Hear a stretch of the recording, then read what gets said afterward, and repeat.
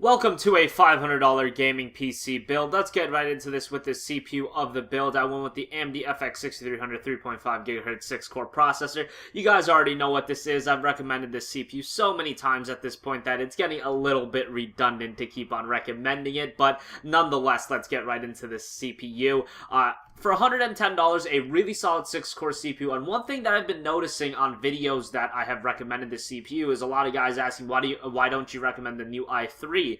And yes, while the new i3 might perform better than the FX 6300 in games, some games the FX 6300 actually does perform a little better. The thing is, you save about $30 picking up the 6300 for $110 versus the i3's $135, $140 price tag, and this 6-core CPU just outperforms the i3 in video editing and live streaming and things of that nature. And a lot of you guys that are building PCs and, you're watching a YouTube video, a lot of you guys want to get into making YouTube videos and, live streaming. That's becoming a big thing, live streaming League games, Dota games, all that kind of stuff. That's becoming, one of the main things people want to do. It's really not that select few minority people out there that want to do those kinds of things, edit photos, things of that nature. The FX 6300 just stomps the i3 in my opinion. Like I said, for $110, you really can't go wrong with this CPU. Just very cheap, and if you do wait for a sale, you can get it for even cheaper for around $100. I've seen it as low as $90, and if you buy it used, well, yeah, you're gonna get it even cheaper then, but I don't recommend that. The FX 6300 is just a great CPU, and I highly recommend it.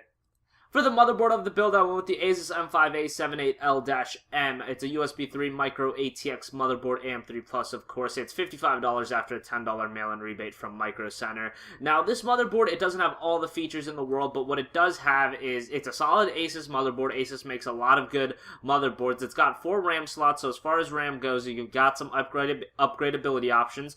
Obviously, it's a micro ATX board, so you're not going to be going for an SLI or Crossfire configuration, but at a $500 price point, you're probably not in that market anyway, so it should be just fine.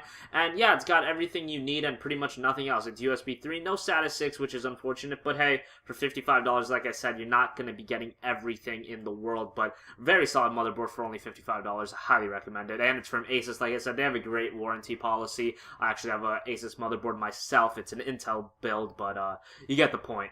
For the RAM, this is one part of the build that I had to take kind of a shot in, and I went with the G.Skill Ripjaws X Series 4GB. We could have gone with 8, but then I would have had to get a worse graphics card, and I think at, this kind of price range, graphics cards should matter more. The RAM, the thing about the RAM is it's 4GB that can run most of the titles today, paired with, other good hardware, which we do have in this build.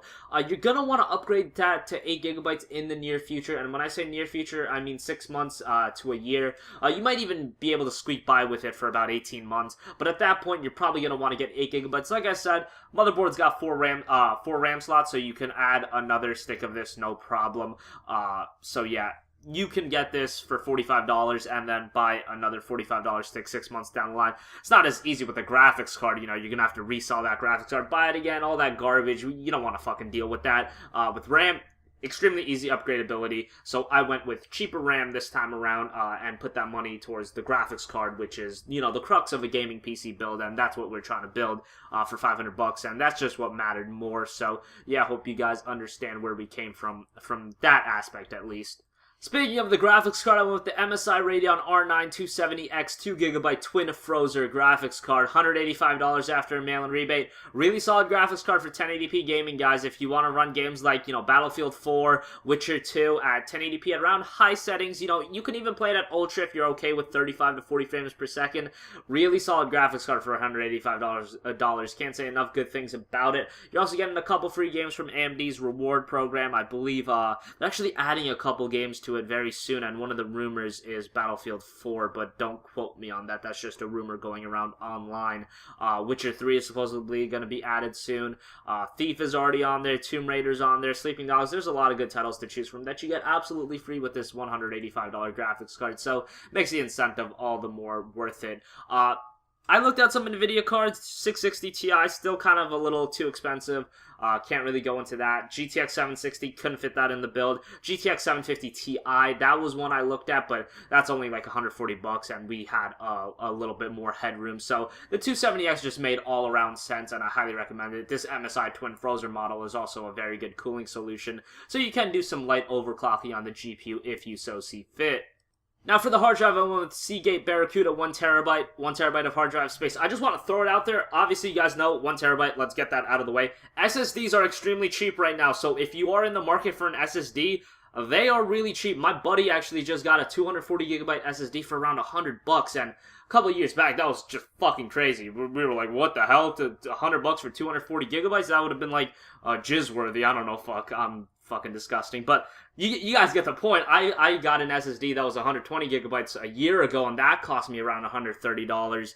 So if you guys are in the market for an SSD, it's almost getting to that point where you can forego a hard drive and just pick up an SSD. I don't think we're quite there yet, but it is an option that you guys can look into if you're okay with like 240GB, which I know a lot of you guys aren't, but if you guys want an SSD, they are coming down in price, so I just want to throw that out there. I'm going to reiterate that in my future videos as well, because SSD price is really solid right now, and it's a viable option to just pick up an SSD now, or at least we're getting closer and closer to that point, and some would argue that we're at that point, so I just wanted to throw that out there. For the power supply, I went with EVGA 500 watt, 80 plus bronze certified. It's a 500 watt power supply. Going to power this build, no problem. The FX6300 is pretty power efficient. MSI R9270X, same thing, and the rest of the parts aren't going to use a lot of power. EVGA makes pretty good power supplies, so, and this one's $35 after a mail-in rebate, so really nowhere to go wrong with this one. Finally, for the case, I went with the NZXT Source 210 ATX mid-tower case for about $34. Pretty solid case, mid-tower. Exterior is pretty plain, interior is what matters though, so I just went with that. If you guys want something that's a little bit more expensive, you can go with a Roswell Challenger, a half 912. Those are about $15 to $25 more expensive. Final price of the build as of now on PC Part Picker, $517.64. So thanks for watching this video, guys. Remember, hit that subscribe button, like this video, comment what you guys think, comment what else, what other videos you guys want me to upload. Always looking into that. And yeah, I will catch you all later. Have a great day. Goodbye.